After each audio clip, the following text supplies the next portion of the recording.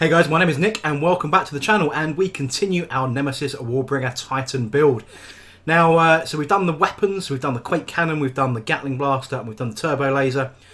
We've done the leg build, so always do leg day. But we're going to move on to the torso this time, and we're going to catch up with that. And then the final video of this series of the build is going to be the magnetising of the weapon arms. So I'm not going to cover that in this video because the video is quite long as it is. But we'll catch up on that bit a little bit later on in this series. So let's get straight into the video.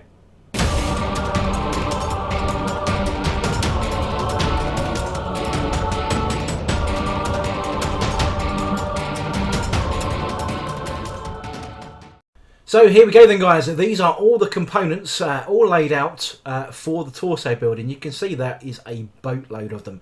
Lots of armour panels which are mostly on that left hand side. So I've got the guide out here ready to go, and I've kind of laid them out in a logical fashion to sort of work out how all this torso piece is actually going to go together. So we've got lots of large sections, lots of weapon arm pieces. We've got there's some anti-aircraft weapons that go onto the torso as well. But just making sure, as usual, that everything is in place. And as I'm pointing out there, all the left-hand side is the armour panels, which will be left off of the build. Pieces like that. In order to be able to paint them separately, because you can't get to the torso and paint all the detail on there if you've put all the arms pieces. So what I'll do is start putting all these pieces together, and we can see here on the instruction manual these new instruction manuals are much better. Still a few problems with them. I'm finding a few pieces that they've put together that aren't even in the manual, but we'll get to that. And there's a nice little handy guide giving you some sensible rules of engagement, shall we call them, on how to put these together. And once again, always test fit, always dry fit before you do any adhesive, because these pieces you're going to be using some very strong adhesive. For those that watch this channel, you know my choice. I'm going to try and minimise my mention of JB World. No promise there though. But in my previous video, someone asked about Araldite. Araldite 2-part epoxy is pretty good. The tensile strength on that is way up there as well, but I always go with what I trust, and if you trust Araldite, go for it. So just test fitting how these pieces kind of bolt together here. So we've got these big engine exhaust pieces, we've got this little platform for the guys to get into that rear access door, and this is kind of how the main part, before we put the top section on, goes together. So I'm just dry fitting, seeing where all the big obvious gaps are, seeing where all the points of adhesive contact are going to be, and making sure that I'm happy with how this is all going to go together. So once I'm happy with that dry fit, all I've done is mix together my adhesive of choice. I told you I'm going to try and minimise my use of it. They don't sponsor me, so you know, why should I keep mentioning their name? Your adhesive of choice, and then just making sure that you've got all those contact points ready to go, and you've sort of identified exactly where this stuff needs to go, because whatever you're using here needs to be pretty strong, which means if you get it wrong or you put it in the wrong place, it's going to be a bit of a pig to remove.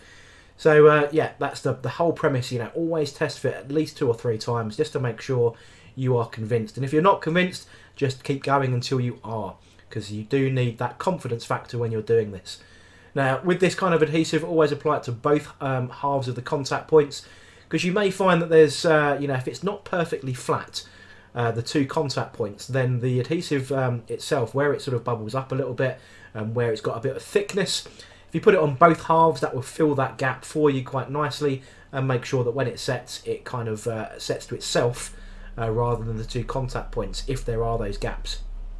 So you can see I've done that on that one piece, and we'll just get some more onto the other half, and then we can squeeze these 2 pieces together.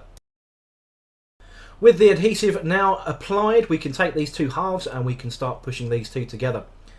Always have some clamps or some strong elastic bands or some zip ties available when you're doing this. The adhesive I'm using here is a very slow contact. It takes 24 hours to set. I have bought some of their quick version, which is an awful lot quicker, and I've actually used that a little bit today, which isn't going to be on the video admittedly, but I've used a little bit today, and that stuff dries in a couple of minutes. It's really, really good. Means you can move on to the other bits of the build without that excessive drying time.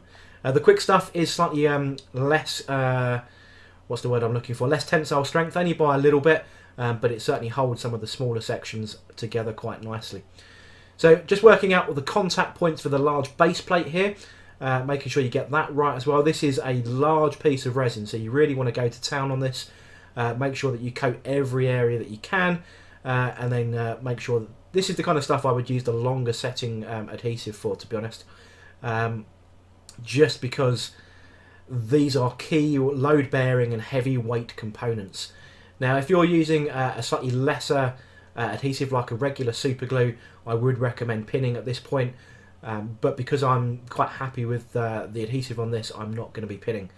But if you're using Gorilla super glue or Citadel super glue or any regular single mix stuff, then I would definitely pin this kind of piece together. Especially those two halves that we just done before this.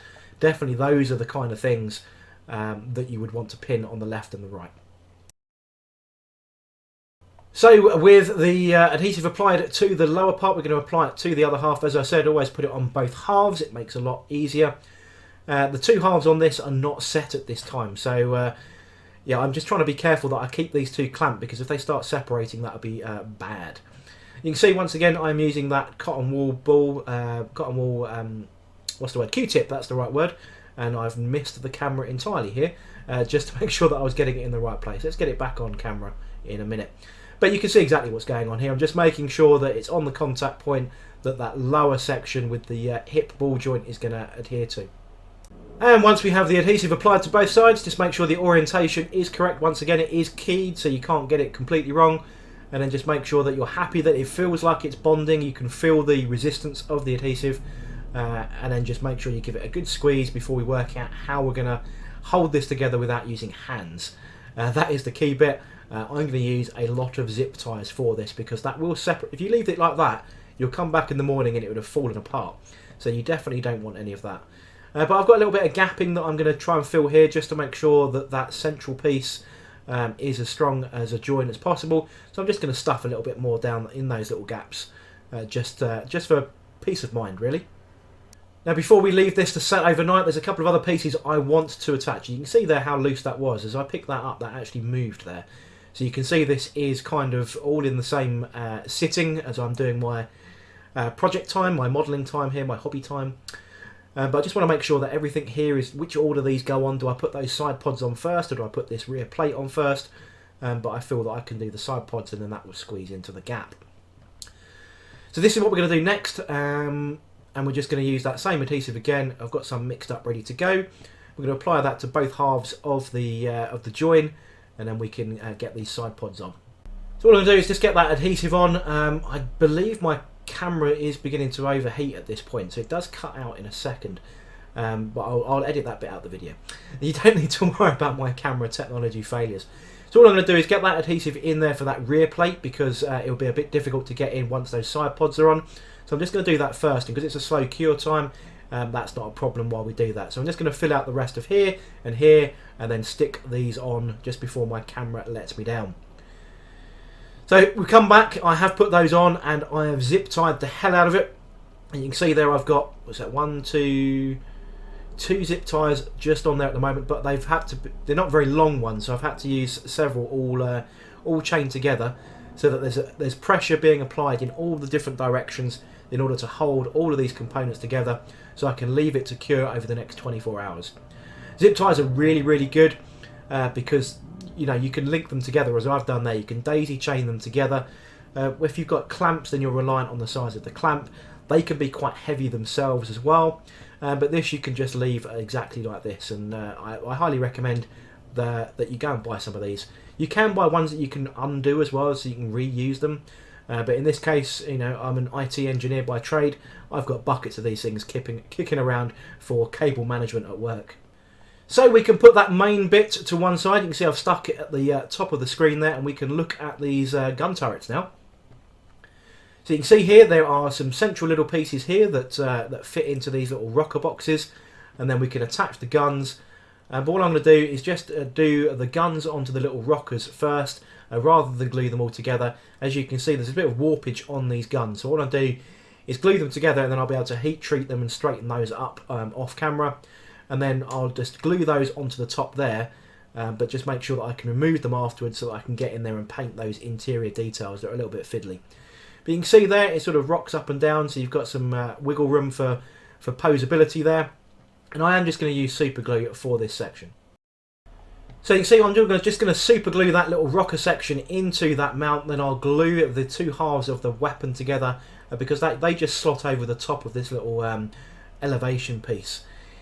Some twin link weapons that you do find have like a little pin that runs through the middle of these, in which case you want to glue the weapons to the mount first and then leave those separate before you put them in here. But in this case I kind of had a little look at what was going on first and then worked that out so that I can drop the weapons in. But by dry fitting I just tested those first, and I can work out which order I want to glue because that's determined by my vision of how I'm going to paint the unit.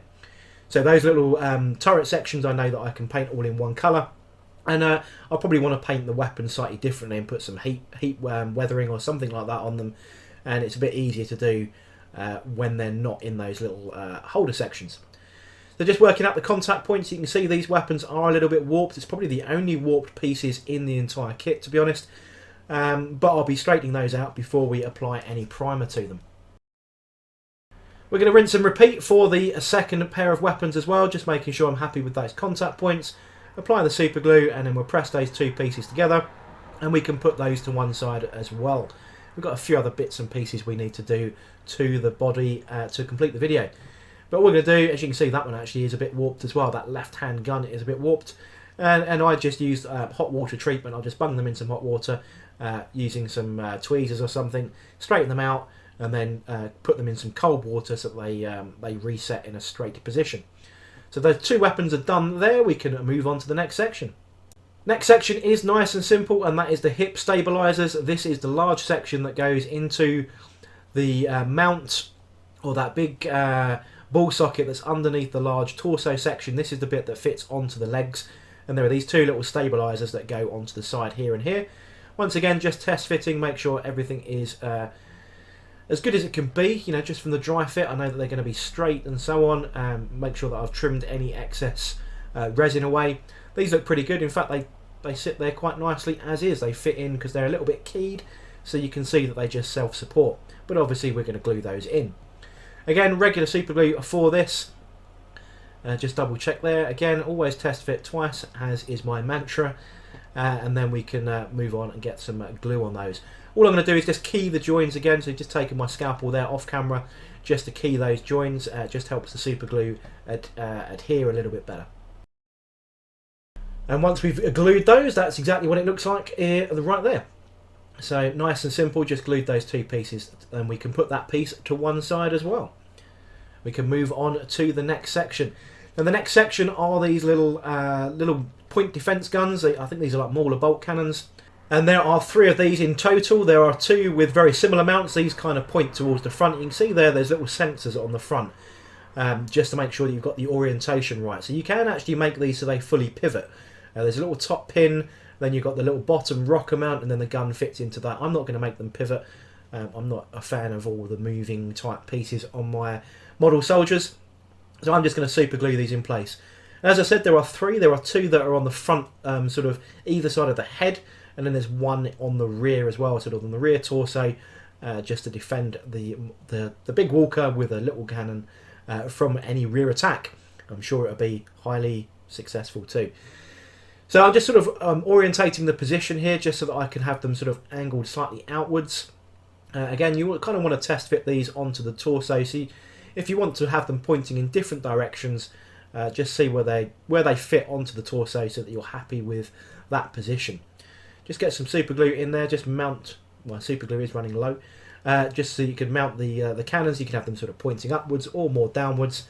I'm just going to go with something that looks aesthetically pleasing at a jaunty, slightly pointy down angle. So that one we've done was actually the rear one, so that's quite an easy one to do. Now these 2 front arms, they don't go that way round, so you always test fit, they go that way round. And there's 2 of these, they're pretty identical, they can go left or right. Couldn't really see any obvious difference in which way round these go.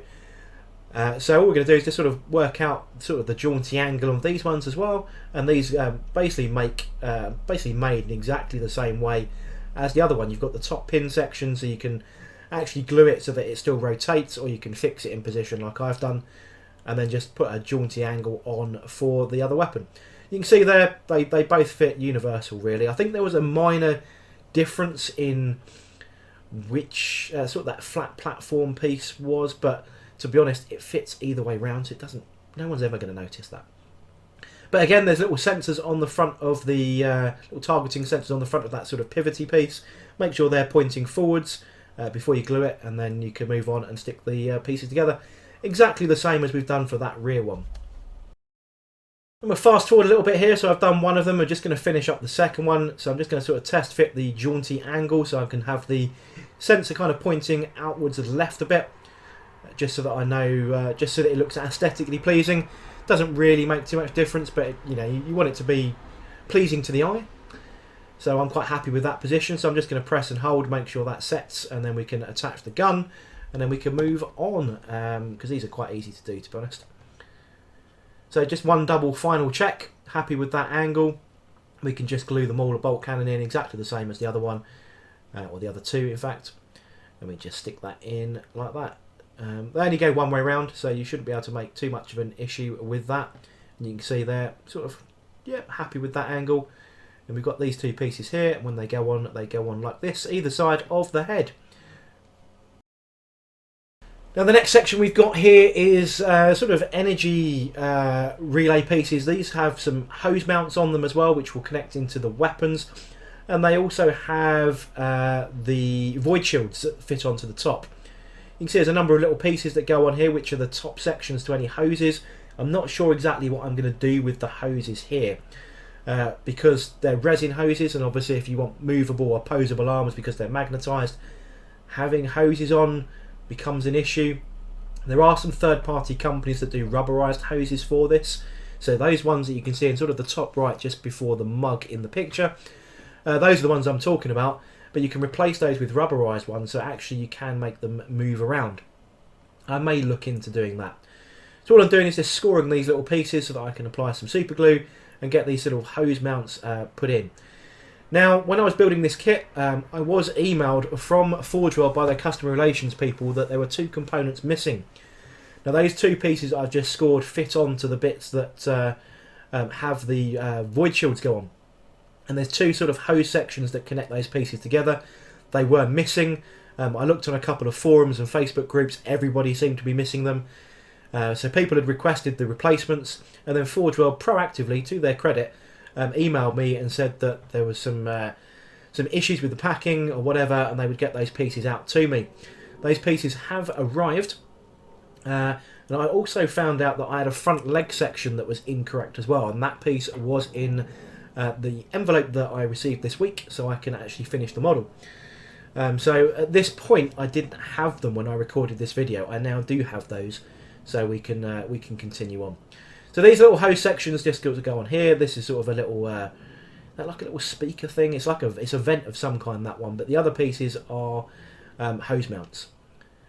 So we can put those pieces to one side. Let's get these little hose mounts on as well. Just a little bit of super glue, and we can put those into place. With everything else still drying, we've got the top plate and some armour sections still to do. Now you can see here, there's a whole bunch of little pieces that go onto the front of the Quake Cannon mount. But it may not necessarily be a Quake Cannon, because I reckon there could be some alternative weapons coming for this. But noticing on the instructions here that this piece here is already in place on the instructions. They don't tell you about this. So this piece is actually already in place. So I had to work out exactly what was going on there. But that's what's needed. So you can see there's a little bit of warping going on there. They're not bent at exactly the same angle. So need to be aware of that if you're looking at yours. And there's two little sort of marker points here, just kind of pointing those out on the video. And then these kind of form a piece of three here, which is sort of the viewing platform for the poor souls that have to stand on top of this giant cannon platform, doing the targeting for some bizarre reason. The little spotters that sit up on top of here, they've got to have a safety rail, health and safety in the Adeptus Mechanicus world, and those pieces all go like that. So there's a little bit of gapping going on here. Didn't seem to be a great cast, to be honest. but nothing that we can't fix with green stuff and some careful trimming. You can see here from this excessive amount of clamps that are going on that the warping was pretty bad, and there were some gaps that were forming as I put some glue on here. So an awful lot of clamps and so on in here to make sure that that all sets correctly. And just leaving that to one side while that's sort of beginning to take shape, we can just stick the little void shield generator pieces on here. There's 6 void shield generators, and just put those on the top. Exactly the same components that you found on any other large Titan build from the Warhound upwards. So they look exactly the same, so nice bit of consistency. There's 3 on each side of these.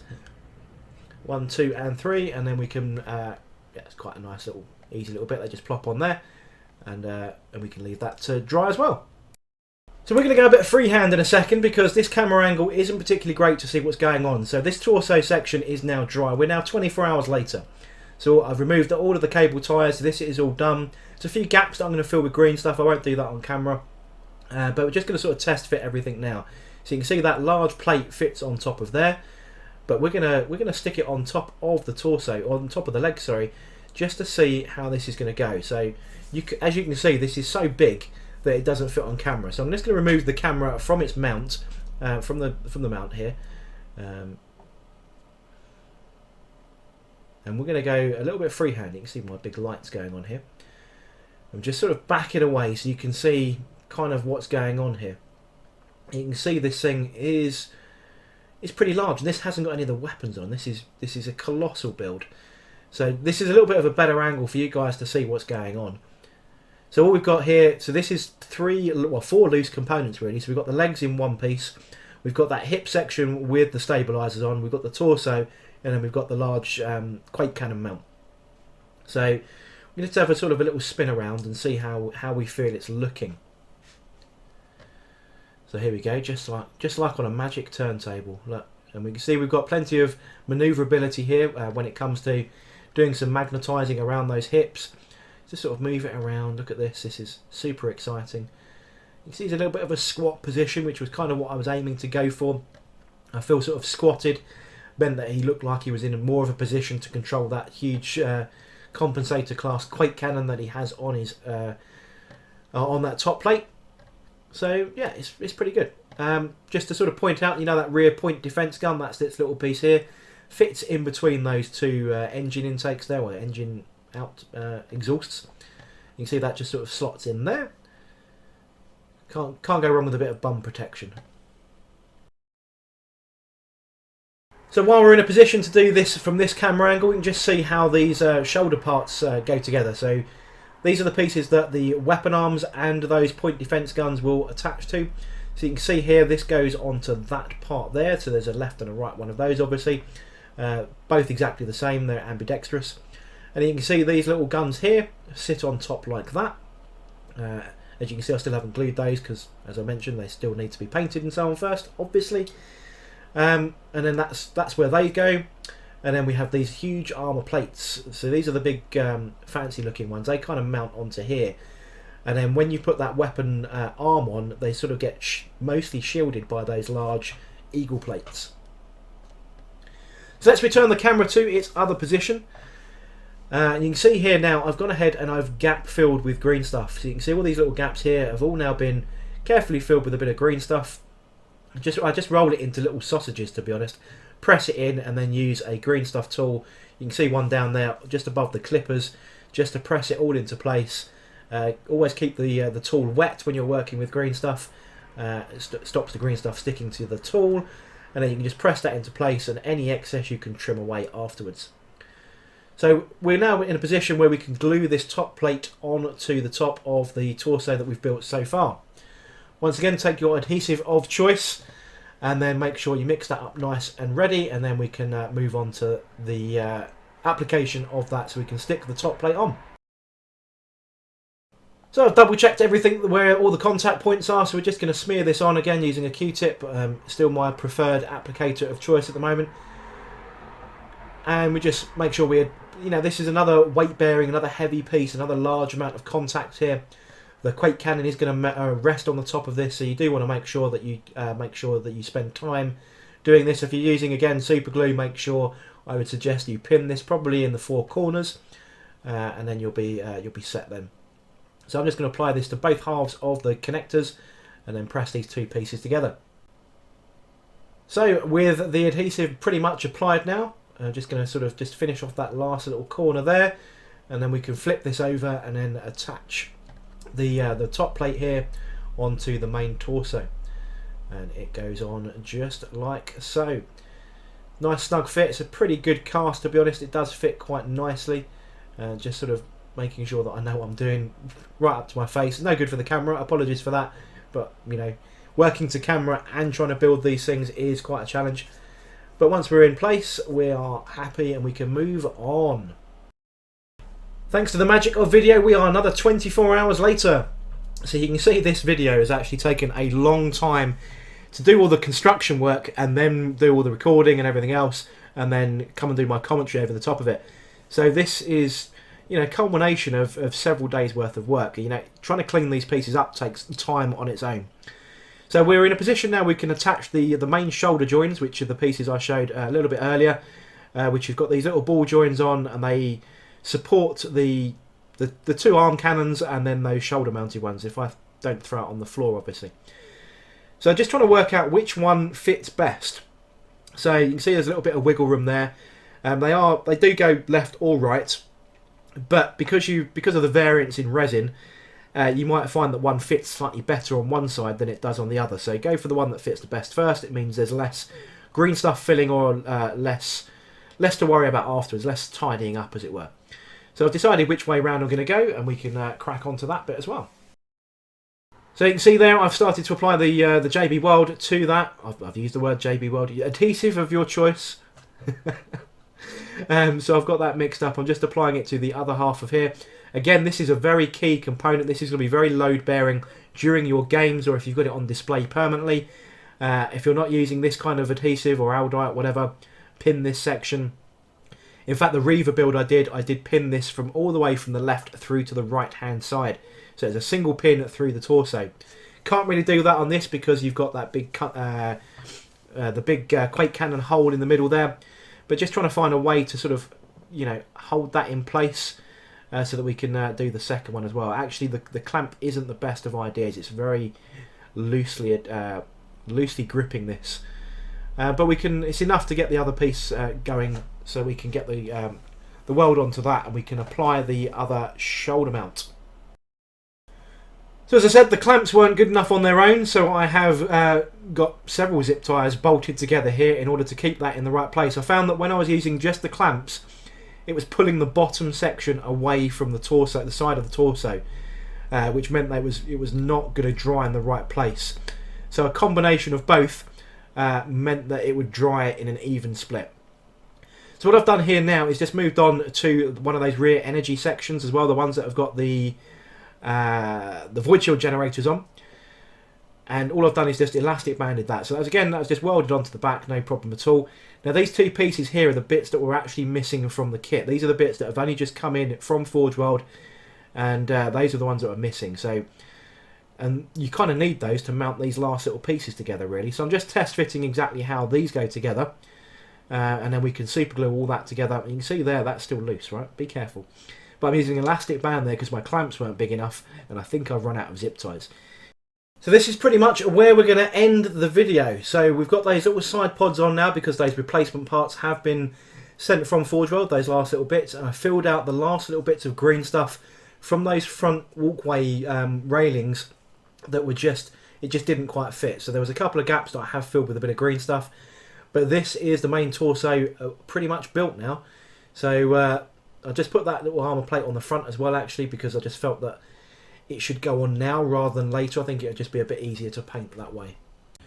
So there we go then, guys. That is the torso all now complete.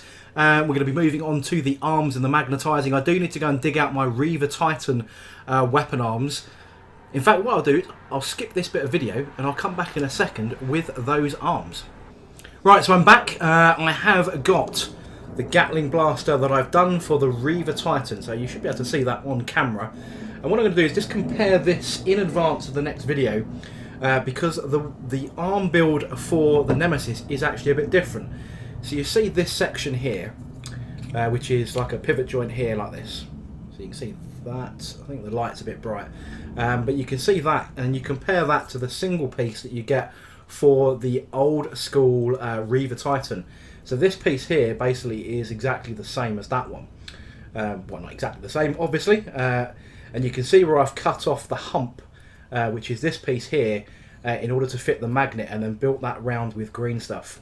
So that's what I'm going to be doing on the next video, is working out how to get the magnets right for this, so that I can use this on either Titan. Even though the arm pieces will look slightly different, you can't see a lot of that with all of the armour plates that go on it anyway. But I want to be able to make sure that I can use this, which is a left-handed one, and then build the second one so that it's right-handed in effect. So that's the plan for the next video. So stay tuned for that one, and we'll be doing that one very shortly. But I hope you enjoyed the video. Hope you are following along with the build. And if you did like the video, don't forget to like, comment and subscribe, and I shall catch you guys on the next video.